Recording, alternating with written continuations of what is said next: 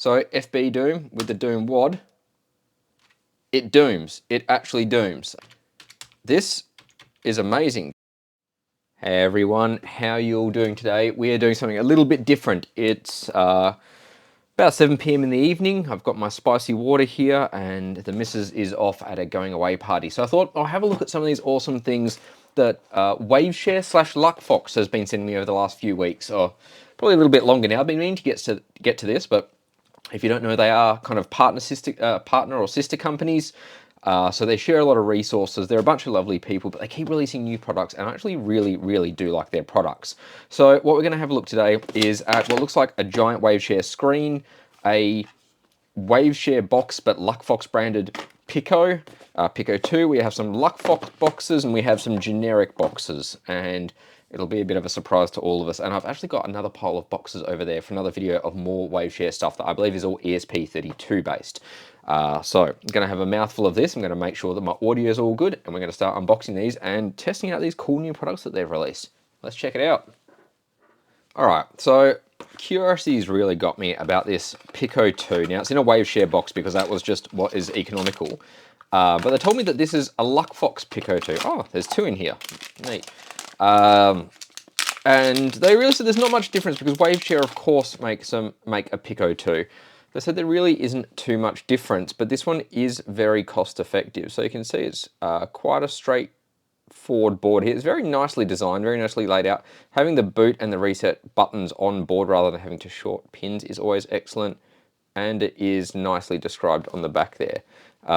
So I definitely do like this layout. What's really cool though is they're only $4 or $3.99. Now I don't have these in stock yet, but I'm definitely considering getting a lot of them because I think they would be very handy and quite easy to incorporate into a lot of things. I know I'll definitely use them for a lot of little interesting projects that I might do other videos about, but $4 for a Pico 2 is quite excellent in my opinion. So that's something different they're doing. That good on them. I've thought about doing these too, but they just do it better. Why reinvent the wheel? There's in this Waveshare box that it's just two USB cables. Now is that? No, that doesn't connect to that. All right, so something else that we've got here must use these interesting USB cables that have these little, what look like a 1mm or 1.25 millimeter pitch connector there. So that's interesting, but we'll keep those aside as well. And we've got, well, let's unbox it all and then work out what we want to get into. This, I'm pretty certain, is a screen. Let's have a look. We have a power connector. Oh, yep, a big old screen. So this is a 10-inch screen. This is the one I've actually already opened, but I haven't taken that off. And you see I've scratched it a bit there.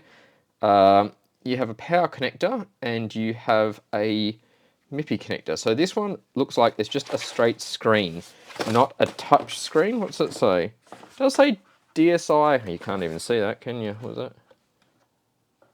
Nope. It says DSI Touch. So it must be over that same interface. So there's your DSI cables there. Yeah, the touch must be over that interface, which is interesting. I thought it would have to have a separate connection for that. I don't know as much about DSI connections as I probably should. So that's pretty sweet. And if we have a look over here, so they're about $60 US. They weigh 1.12 kilos. You know, I just realized I think I do actually have some of these in stock. If we just go displays, I think I might have one left in stock. Waveshare. I've got some, so 86 US. I'm going to have to reassess that because if that's the same one, it's only 60 US there. So I'll update that after this video.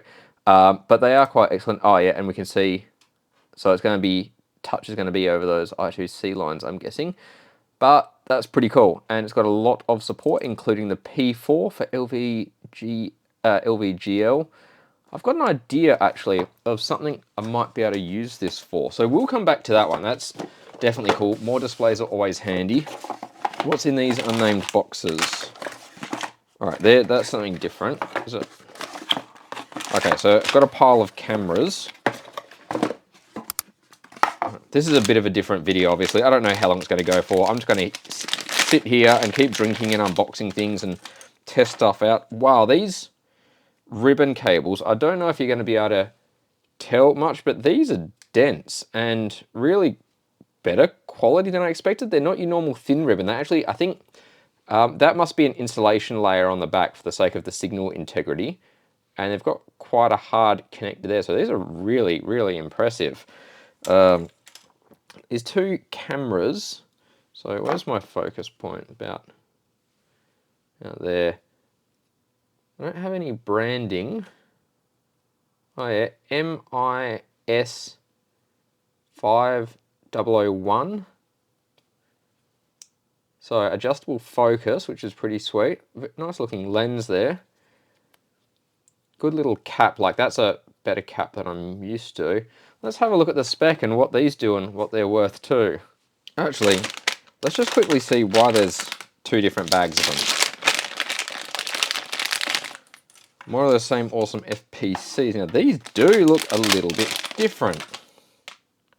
Same connector. If we get two of the different lens. Let me just.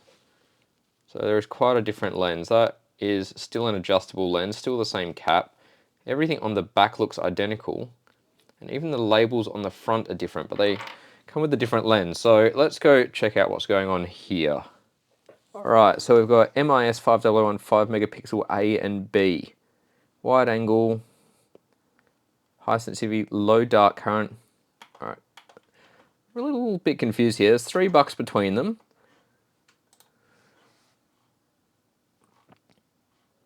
Alright, they've got to have, so full color, 5 megapixels, pretty good. So you can do, you know, not quite 4K, but decent resolution in there.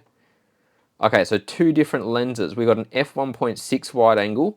We've got an f2.4 wide angle distortion free. So that f1.6 would be pretty awesome for low light. That's going to be camera A, which is the one with the longer lens on it. So that's pretty good for low light.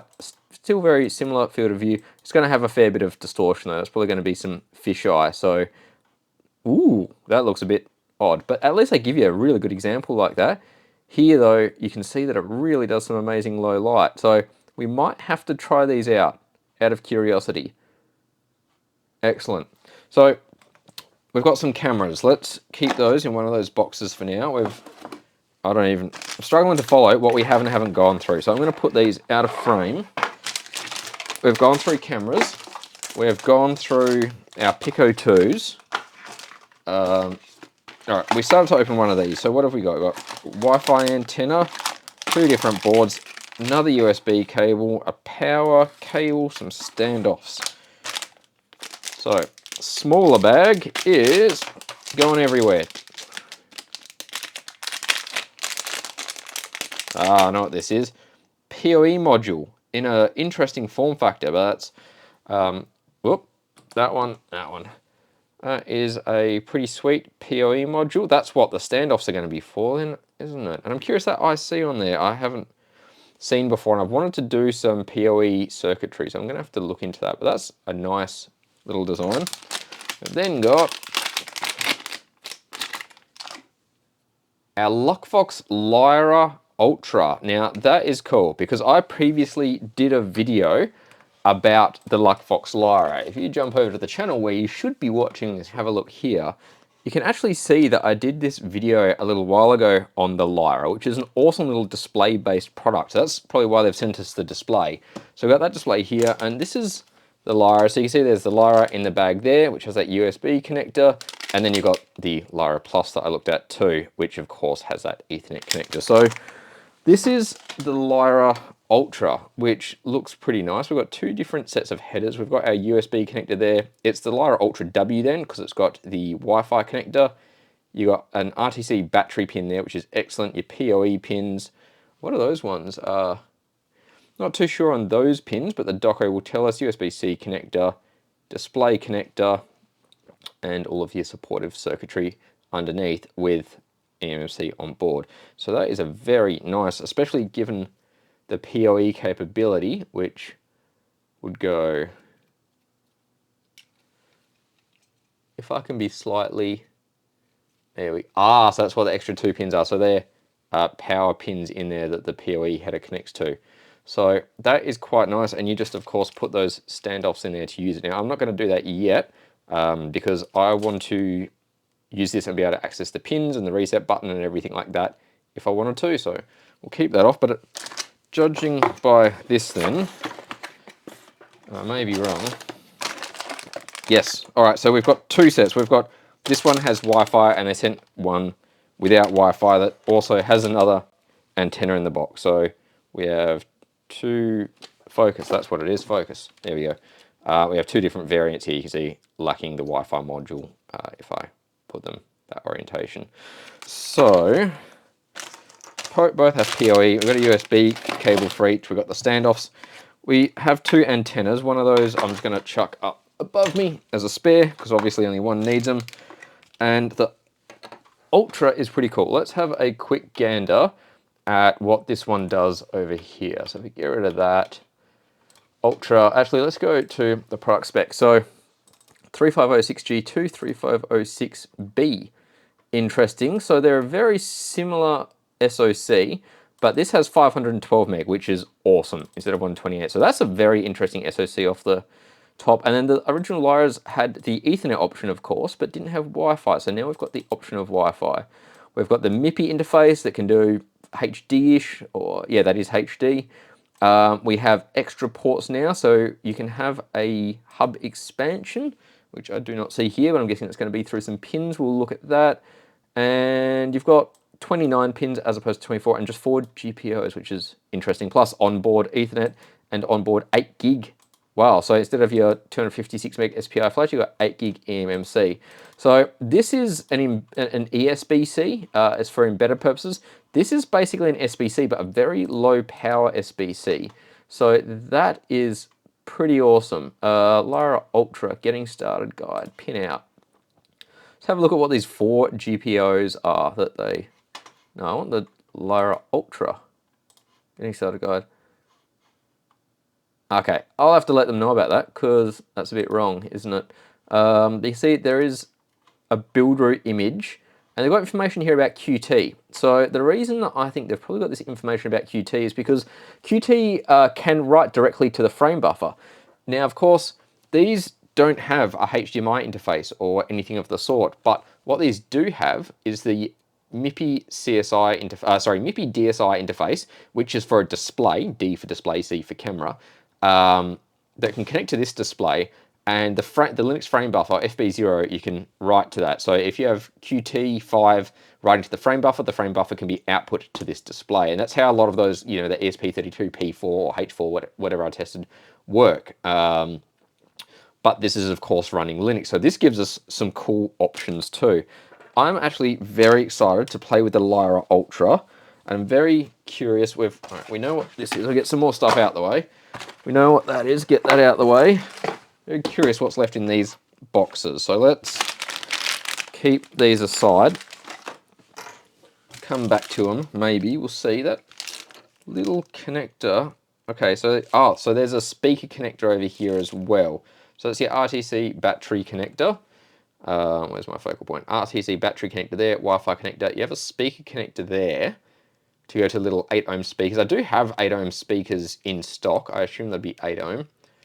That means this must be either a power connector for a... okay, that I reckon is, so if your display has embedded speakers, you get the cable to connect to the speaker pin with. We can double check that back over here though. If we just go to the Lyra Ultra and package contents.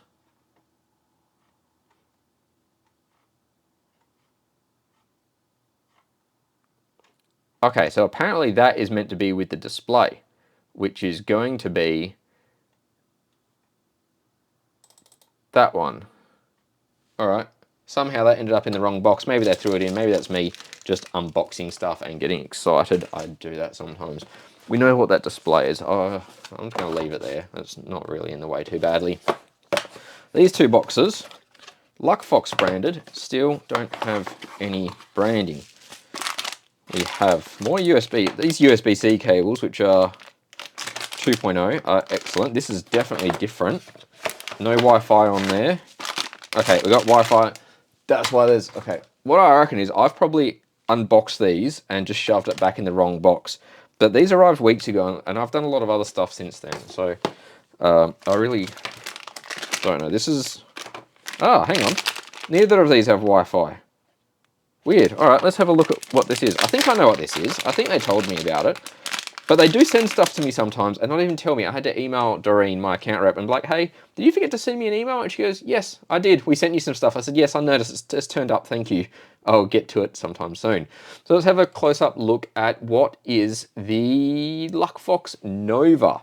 Now, this is actually a pretty awesome, exciting board that I've been looking forward to testing out. So it's also a 3506B, so you've got triple ARM A7 with a Cortex M0. You've got your onboard eMMC, user LED, USB-C, boot select reset, same PoE header. No Wi-Fi on this one, but you can see it does support it. You've got an onboard mic on this one, which I believe the Luckfox Pico Ultra had as well, but not the Lyra Ultra as we just saw. You've then got your headers, you've got a speaker port over there. You've got an SD card slot as well. So where the other one didn't, oh, and you've got extra, hang on. On the Lyra, when I said I didn't see the USB port, it's right there. I'm just daft. So on the Nova, you have a longer port there. I'm not, is that maybe MIPI CSI quad lane? I'm not too sure what that is there. So this has a mic on board, speaker output, same connectivity as everything else, plus an SD card.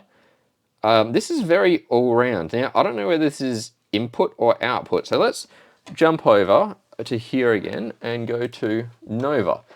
So it's very much an all-rounder, but it seems to be audio focused. So if you think about it, you got the Luckfox Lyra, which is all camera focused. Sorry, no, geez, I'm getting ahead of myself. You got Luckfox Pico, which is all camera focused. You got the Luckfox Lyra, which is display focused, and you got the Luckfox Nova, which is audio focused. That's pretty cool, but it still has this extra connector. Now that has got me interested. So if we go back over to this, you can get it with or without wireless, with or without PoE module.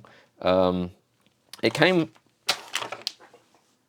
with a PoE module. Are these the same thing? Hang on. So that's, yeah, they're both Novas. They just didn't send me a Wi-Fi one, but that's all right.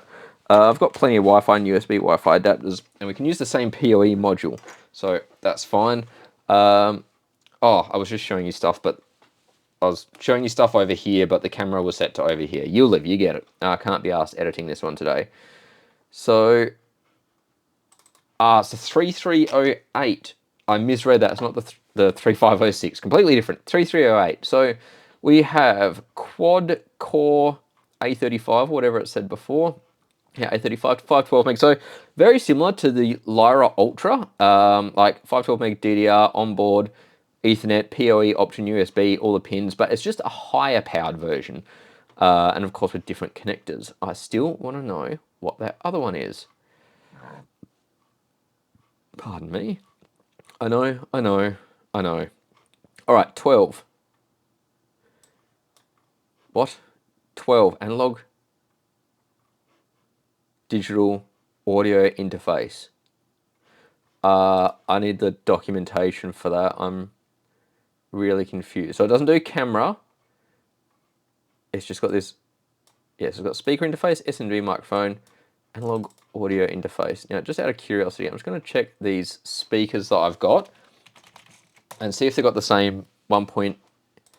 Oh yeah, they're the Waveshare ones, so these are going to be compatible. So if you need speakers, I've got these, and they've got that 1.25 JST Molex, whatever you want to call it. It's JST PH, which I think is the same as the Molex MX125. So this is super interesting. It's obviously audio based, which, you know, has its pros and cons. My uncle is an audiophile, so he'd love something like this. It's definitely interesting. There's no Nova Ultra that I've seen yet. There's just this. But this is a very, very cool board. So I'm quite happy to be testing this one out. Thank you for sending it. Now, the other people that I do want to thank, of course, you know how this works. And if you ever want to make things like this is where you'll want to jump in and have a gander. I'm going to do this thing again. You know exactly what it's going to be. It's going to be PCBWay. And you know why? Because I absolutely love what they do. They support so many of my projects, including cool stuff like this, which I'll tell you about in, I don't know, maybe the next video, which is a competition that I did with the snake and some circuits and stuff. It was really cool. But they make good products, and that's why I use them for everything. And so I just want to let you know that if you use the link below, because I can't be asked with the QR code, then that's cool. Then you get $5 off your first order, and you can actually get 10 pieces up to 100 mil by 100 mil for $5. So you can literally just get an order and pay shipping, which can be a couple of bucks to design your own PCB. And even if, oh, what's this? And even if you can't design your own PCBs or you're just a little bit green, there are shared projects, and I've put things in here as well. So you can go into the shared projects section and go, all right, I want sensorless homing with Python, whatever that is. And someone's made this board that does a thing, and you can just bam, add it to cart and order it using the discount code below, using PCBWay's excellent services. It supports me, it supports them, and it supports Lewis DIY Machines, who designed whatever this interesting looking thing is. That is something. Now, back to what we're doing here. Oh, if I can hit the right button. There we go. We're definitely going to have to try something out, but I don't think it's going to be this. I think audio is a bit hard to show on video, really, isn't it? So this is an excellent product. I don't know if I have too much use for it, but we know exactly what it's going to do because we've tried other products exactly like it. It is very capable, obviously, though, and I am going to put this on the tier list and rank it, even without testing it, which I know is a little bit cheaty, but I know how good Luckfox products are, and they've made a lot of other products like this, and I can still kind of criticize it in the same way.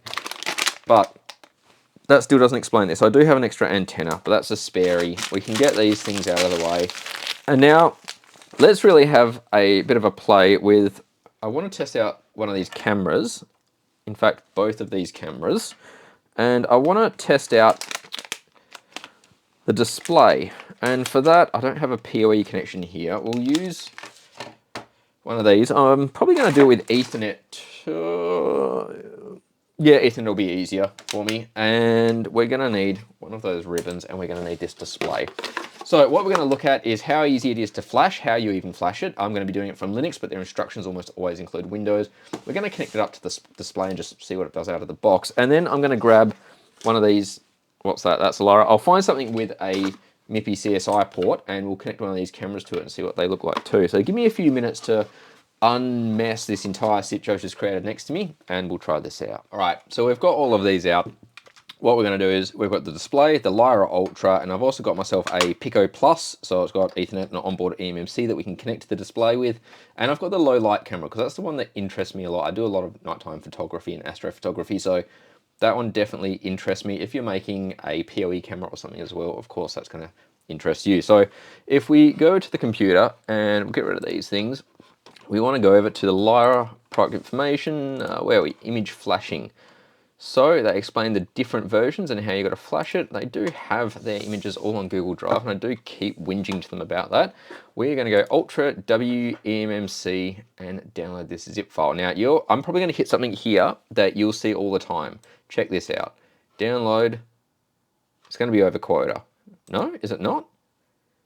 All right, so if you ever go to do a download like this from a Google Drive folder and it pops up saying over quota, just sign in or create a free account and sign in, not encouraging you to use Google, but then it uses your download quota, not theirs.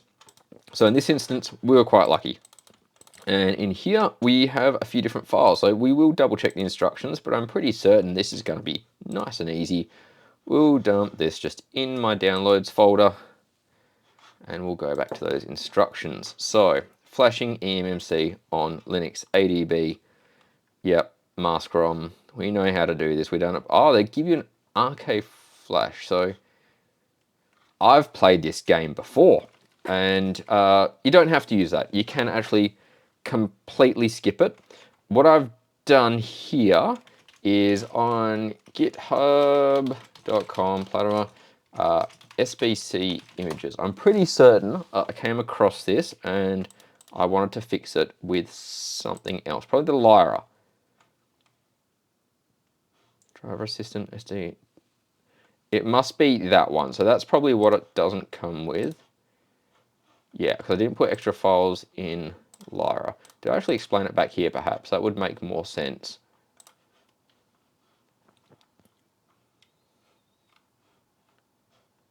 No, I didn't. All right, I'm pretty certain that's what it would be, because I probably had to get the whole thing out. If not, I'm going to put it in here anyway. I'll make a note now to do that so I don't forget. So let's go back and have a look at what we have to do here. So we plug it in, holding the boot button. We get it, it shows up in 3 different modes depending on how it's connected. Default ADB mode, when it's in loader mode, and then when it's in mask ROM mode. So it has to be in either loader or mask ROM. Download the SDK. No, well, I'm going to skip that section for you. Execute the script with administrator privileges. I'm pretty certain I did this in another video, and so it's the Linux upgrade tool, RK-Flash update. Yeah, I remember doing this because this, of course, I did this in a recent video, I think. This, of course, isn't even, you know, using the config for the image we've just downloaded. So let's go and work that out. Where are we? We need a new terminal over here. What was I doing? Fastboot, something or other. That's what it was. It was the Pico Pi. So I'm going to grab this upgrade tool for Linux, this zip file that I forgot to last time, and I will, did I already put it in here in somewhere else? It would have to be under that Luckfox folder. So I will, yeah, I'm going to dump it just in the Luckfox folder here. So if we go into upgrade tool, that PDF ain't happening, and there is nothing in there. So what we'd probably want to do then is we'll just copy that upgrade tool to downloads, and where did I put it in there? I just called it Luckfox Lyra, blah, blah, blah. Oh, downloads, Luckfox Lyra. Cool. I thought I might have put it in the wrong place, but in theory then, so back over here, I'm going to grab the Lyra. On this side, you have the, better focus here. So we've got the boot button and the reset button. So I'm going to hold that one in as I connect this USB connector to my computer. There we go, that is plugged in, and you can see that, I think that's a little bit different from what they described it as showing up as. Oh yeah, download gadget in loader mode, so that's right. So in theory, we can just go upgrade tool in here. And you know what, this is, you've all seen this before, haven't you? This is the rock chip version of the RK developed tool, the open source one. So this is going to be that same one that I've got over in here. They're just two things, the RK dev tool, and no, that's the Windows one. So there is a Linux version of that. This works just the same. So what we'll want to do is RK-Flash. Oh, see, they're using RK-Flash. I've got upgrade tool. Let me just have a quick search. Nope, that was a quick search and I didn't find anything. So I should be able to use upgrade tool too. What files have we got in here?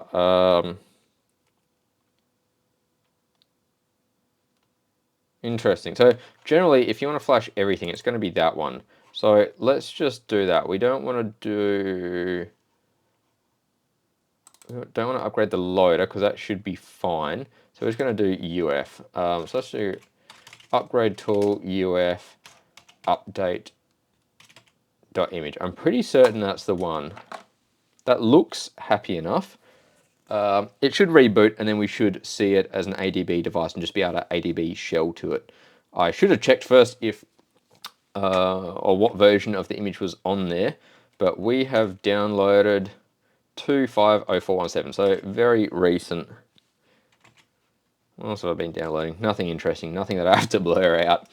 All right, and then that's reset. So over on this board here, it's got a little blinking user light now, that little heartbeat. So we know that's working, and if we just go ADB devices, none. There we go. All right, ADB shell. We're there. Is there? Nah. Oh. Oh. Ah. Because I'm a little bit broken. So there we go. Build root 2024-05 when it was built April 17th, 2025. So yep, that is the new image. So you can just use that exact trick. Upgrade tool UF update.image. Now, if you do need to update the loader, you might need to get the loader. I'm not sure that is the same one that the loader uses, but it should really follow the doco. I'll try to find that that file that it references and upload it here anyway, like I said. So 6.1, nice. We've got some CPUs in here. There we go. So we've got our 3 cores there, which are looking good. free minus M. We've got no swap. We're using 56 mega RAM and we have heaps free, which is excellent. And we have a whole 8 gig eMMC, which we've barely touched the sides of either. Now, if we go into Rock Chip Test, they have quite a bit of stuff here. Now, this is the Lyra image, and so I'm kind of confused about how I'm seeing chromium there, but this script, Rock Chip Test Tools, camera, video, blah, blah, chromium test, chromium with video test. This is just going to fail hard for sure. Okay, it's got benchmarking, Bluetooth, Wi-Fi recovery, flash stress. This is actually pretty cool. You can stress every part of it. It's obviously not going to do a chromium very well, but that is very neat. Thank you to whoever it was on YouTube that pointed that out to me previously. Now, is there anything in root? No. Let's just have a look at where these point. Vendor goes into system. So UDisk has nothing in it. System has, what is that? A firmware file.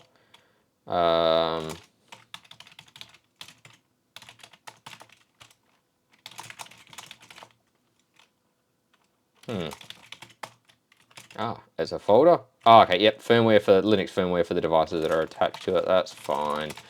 And SBIN, SD card, Linux RC is BusyBox, data. Yeah, so that's pointing to user data, which doesn't exist.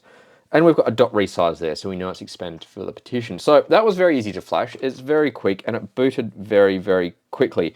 What we're going to want to do is join the Wi-Fi. So let's quickly check their doco. I decided to use the Wi-Fi one for that reason. It doesn't have anything about Wi-Fi there. It's going to be the same as the others, though. It's most likely going to be here. Yep. So we want to go Pi-Fi, and we want to go Pi-Fi 1, 2, 3, 4, and we'll just reboot it. So that's going to kick us out, and we can kind of time how long it takes to boot back up. Not going to put a counter on the screen, but just have a look at the, whatever you call it down below, the timeline whilst I'm doing this.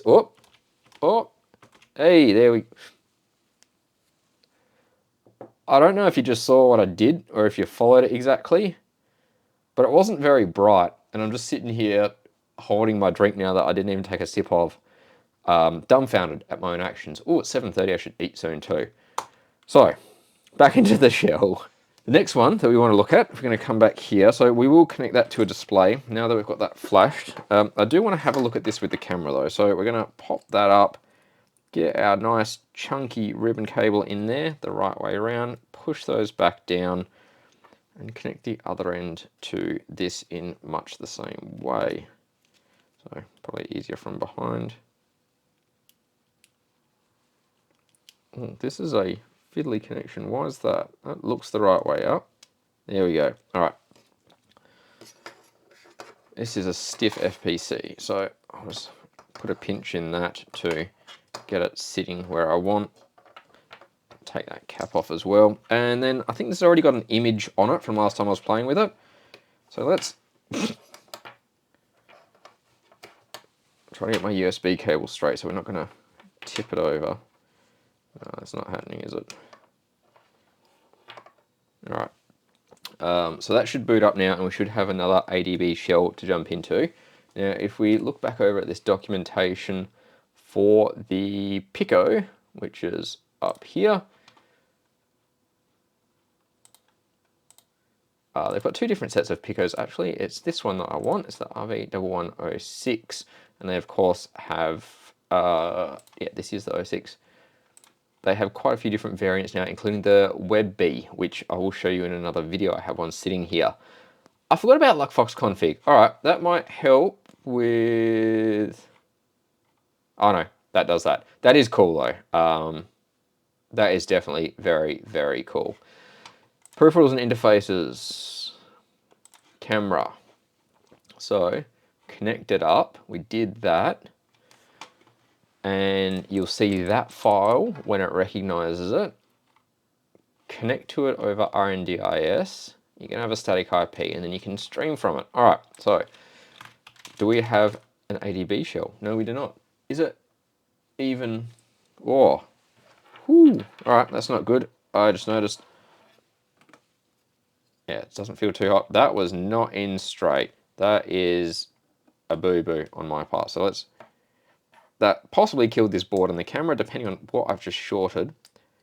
Pay more attention than I do. Do as I say, not as I do. There you go. That's straighter. We do have the user LED that we should see on this. I believe I have flashed onboard memory. So we'll plug it back in. It did get a bit warm. And see if something happens. I'll jump back over now to the computer and we'll see if something turns up shortly. Oh, I've got the RNDIS host and we do actually have our second, there we go. That's blinking now, which wasn't happening before. And we'll just see LS USB. No, not quite right. All right, just gonna reboot it holding that boot button again because that is obviously in the wrong mode. Go back to Google, download anyway. We'll grab this newer image and we'll see if it's anything different. This video is of course getting a little bit long, but I don't care. I just wanted to get through these and have a play with some of these tools so that we can see what they do and I can know a bit more about them. Interesting that it's just coming up in that mode, but I can't SSH to it now, so it must be in some slightly different mode. I wonder if we can use the same flashing tool. So that download's done. Pico Pro Flash. We have that update image. Extract that to our downloads folder. We'll go to downloads and we'll copy that. Copy Luckfox Lyra to the, no, what the hell is upgrade tool? To Luckfox Pico Pro Flash. And now, in theory, for your upgrade tool, we'll want to UF, upgrade firmware, with our update.image. Yep, and it worked just the same. This is the easiest way to flash it, honestly. I don't like using GUI stuff. This is so much quicker and nicer. And if we come back over here, so there's no light flashing right now whilst it's in this mode. Oh. So, I obviously got the wrong one here, it looks like. Well,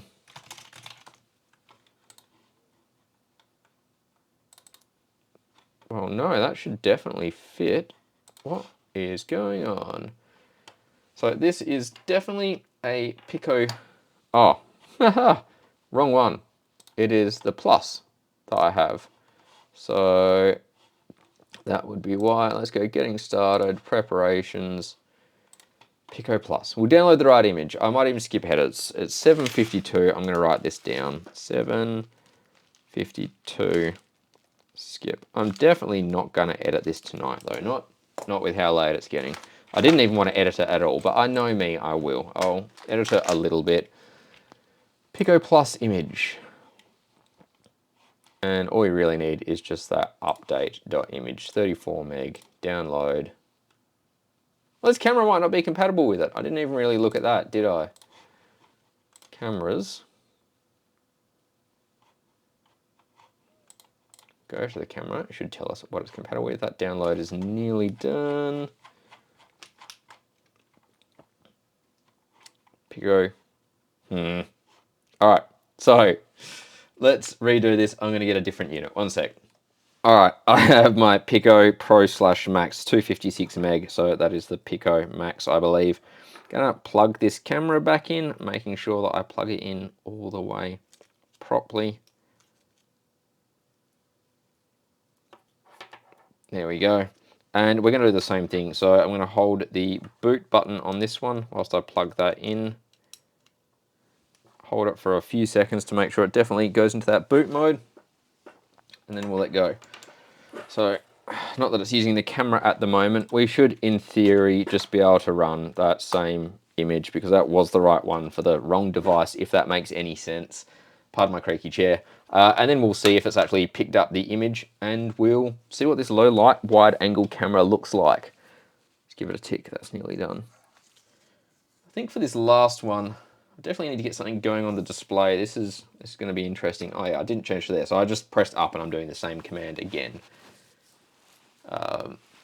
Yeah, I definitely want to get something running on the display. It's a touch display, so there's a few things. There really is a few things that could be done with it. There's bound to be a Qt browser of some sort. I think I've come across some before. All right, we can see that's flashing now, so that has rebooted and should all be good to go. Let's assume that it's going to come up much the same, either as that or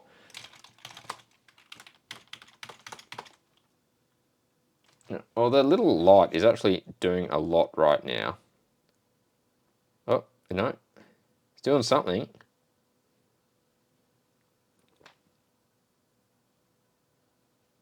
All right, that's the heartbeat, so it must have been expanding its partition or something like that. If we go back over here, all right, we do have a device, and I don't think we have, oh yep, so we have ADB, I'm just going to use ADB shell, it's quicker, ls user data, and we can see that it has that there. So in theory, if we go all the way back to when we were reading the correct information, I don't even need to read it. I've done this enough that we can just go open network stream, and it was the last thing there. I'm just going to drop that caching to 100 milliseconds and hit play. All right, so we're looking up at the camera. Let's adjust this focus. Let's look down at what we're seeing here. Oh, has it crashed?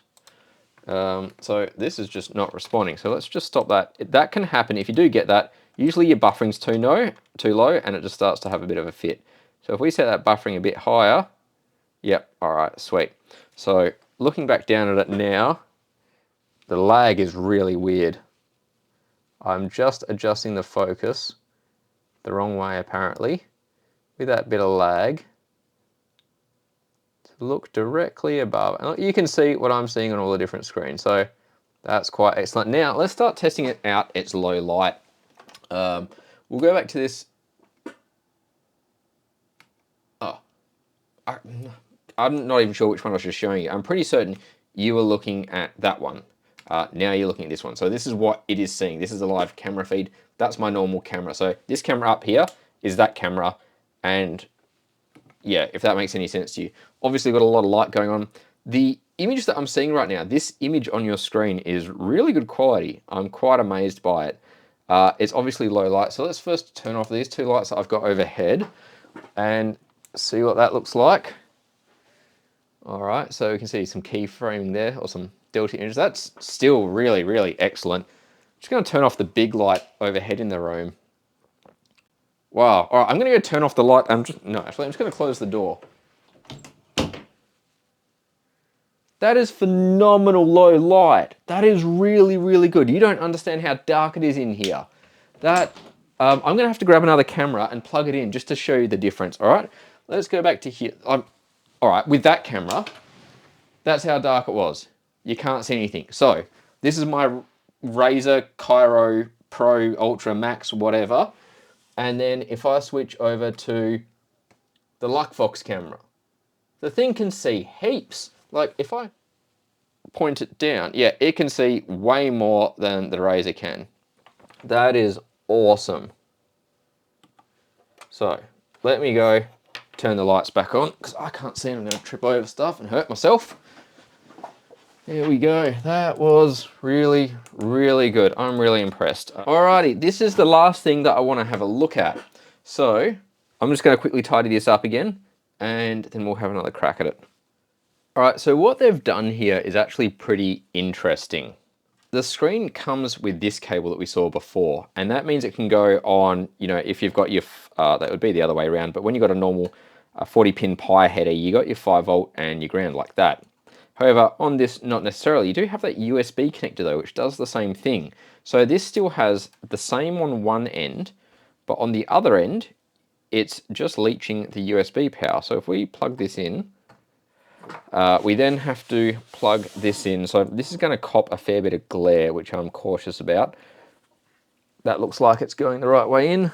And we of course have a few different connectors here depending on what we're connecting it to, which is handy. They got one of those different pitch, so that's your 15p1, and down there and you've got your 22p 0.5. So good on them for including that.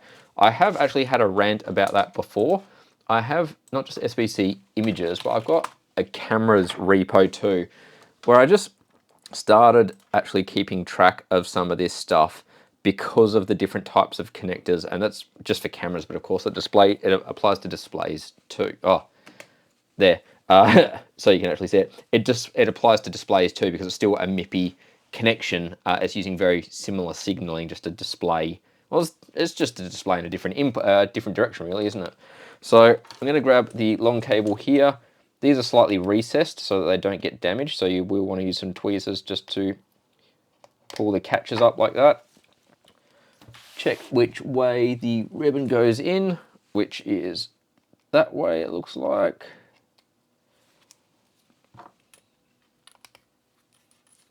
And push it down firmly on both sides. I forgot to unpause the recording, but I connected it. That's how it looks. That's the way it goes. I'm just trying to put this somewhere where you can see it. And it doesn't have too much glare from those lights. So about there looks good.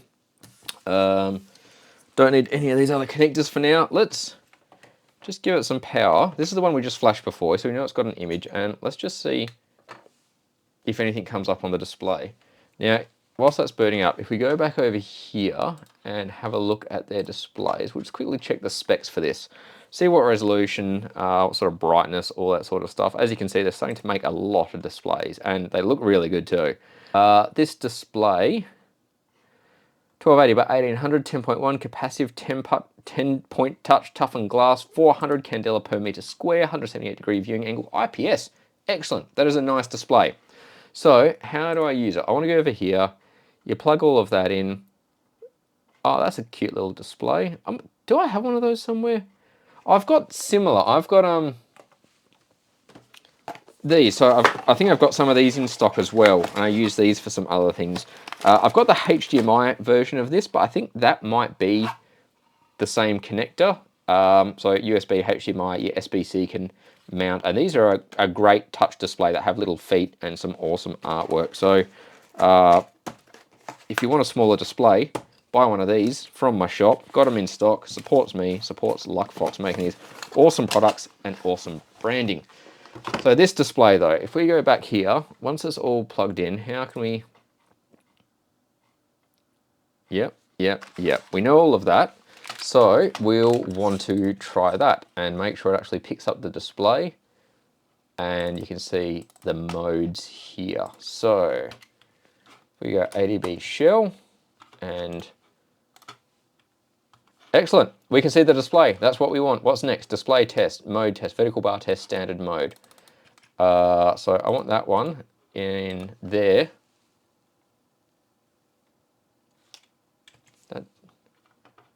It's not doing anything. All right, through some experimentation, what I figured out is you got to use these pins. I'm not sure why the USB output just isn't enough, but these pins definitely work.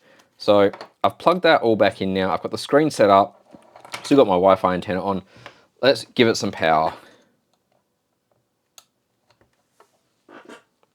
Oh, look at that. It actually treats it as a display. It's configured to use it by default. Does that mean I can just plug in a wireless keyboard and mouse whilst that finishes booting? I'm just going to grab a wireless keyboard and mouse here. And of course, it's going to be a bit on the wonk from my angle, but that's all right. Let's plug that in. Yeah, it's registered it. Yeah, wow. That is amazing. That works so well. Luckfox. So what I'm going to do now is a little bit of research and see what I can get this display to do besides just looking like that. I'll come back to you shortly. Give me some time.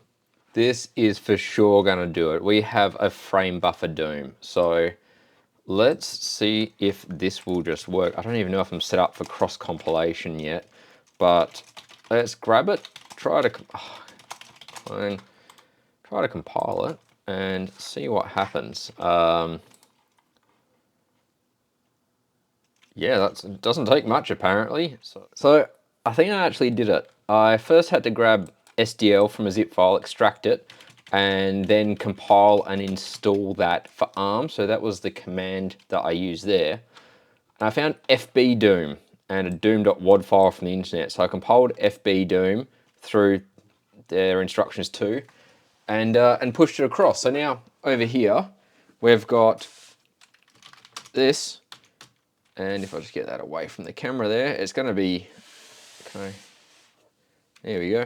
So FBDoom with the Doom WAD, it dooms. It actually dooms. I'm not sure how to deal with the rotation. I'm pretty certain I would actually have to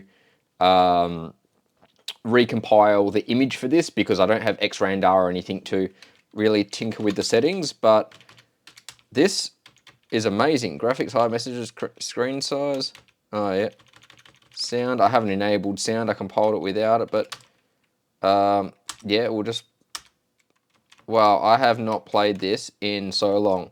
So, the Luckfox Lyra plays Doom. I should turn the backlighting up. Oh, I got some armor there. Oh, this is, I'm still playing it on an angle too. I'm looking at this on the wrong angle, but I'm sure you can absolutely understand how awesome this is. I'm running Doom on this tiny little embedded device. And of course you can grab all sorts of different WAD files for it, which is just amazing. So, oh, quit, yes, backspace.